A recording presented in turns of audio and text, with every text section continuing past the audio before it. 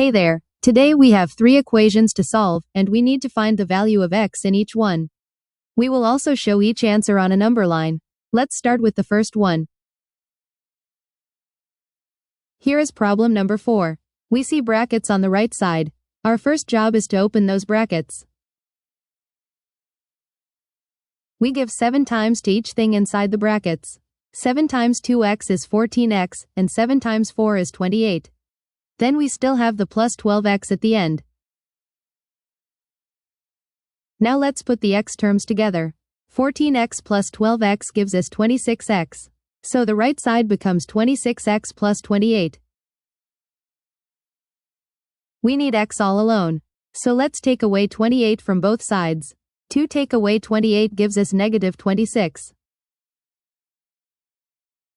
Now we split both sides into 26 equal parts. Negative 26 split into 26 parts gives us negative 1.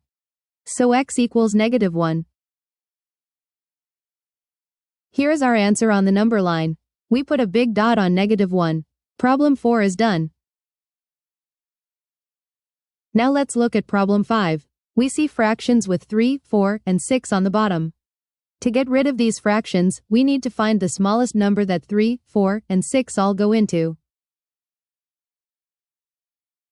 The smallest number that 3, 4, and 6 all fit into is 12. So we times every part of the equation by 12 to clear away all the fractions. 12 split by 3 is 4, so the first part becomes 4 times 2x minus 1. 12 split by 4 is 3, so the second part becomes 3 times 3x. And 12 split by 6 is 2, so the right side becomes 2 times 5. Let's open the brackets. 4 times 2x is 8x, 4 times 1 is 4, and 3 times 3x is 9x. Now 8x take away 9x gives us negative x. Let's move the negative 4 to the other side. It becomes plus 4, so 10 plus 4 is 14. Negative x equals 14 means x equals negative 14. We just flip the sign. Here is negative 14 on the number line. We put a big dot right there. Problem 5 is done. Time for our last problem.